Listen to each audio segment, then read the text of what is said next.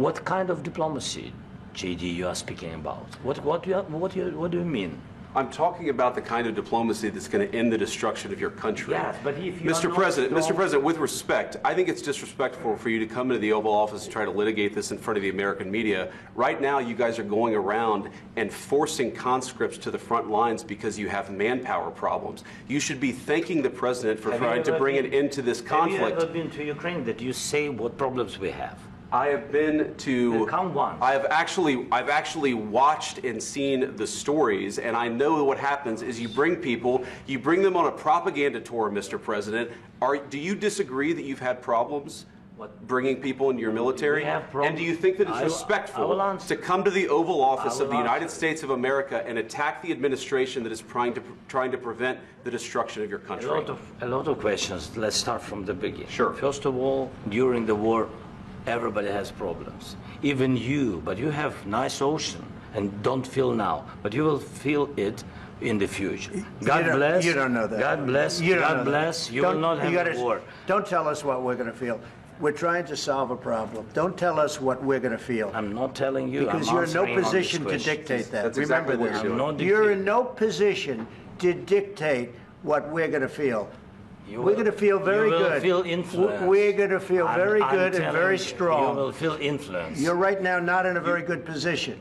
You've allowed yourself to be in a very bad position, and he happens to be right about it. From the very beginning of the war. You're not in a good position. You don't have the cards right now.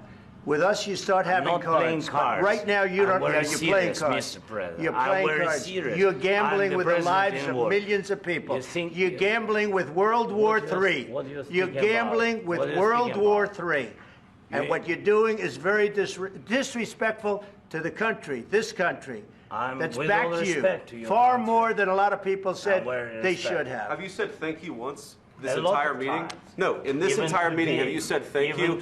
You went to Pennsylvania and campaigned for the opposition in October. Offer some words of appreciation for the United States of America and the president who's trying to save your country. Please, you think that if you will speak very loudly about the war, you can... He's not speaking loudly. He's not speaking loudly. Your country is in big trouble. Can I answer? Wait a minute. No. You've done a lot of talking. Your country is in big trouble. I know. You're not winning. You're not winning this.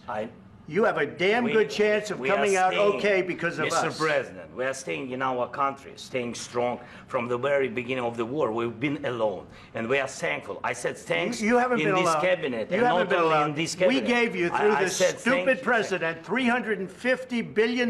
You voted we gave for you your military equipment, and your men are brave, president. but they had to use our military. What about if you didn't have our military equipment, if you didn't have our military equipment, this war would have been over in 2 weeks. In 3 days, I heard it from Putin. In 3 days. This is something maybe new. Less. In 2 weeks. Of course, yes. It's going to be a very hard thing to do business like this. Again, I tell you. Just say thank you. I said a lot of except that there are disagreements, and let's go litigate those disagreements rather than trying to fight it out in the American media when you're wrong. We know that you're wrong. But you see, I think it's good for the American people to see what's going on. I understand, sir. I think it's very important. That's why I kept this going so long. You have to be thankful. You don't have the cards. Thankful. You're buried there. Your people are dying. You're running low on soldiers. Listen, you're running low on soldiers. It would be a damn good thing. And then you tell us, I don't want a ceasefire. I don't want a ceasefire. I want to go, and I want this. Look.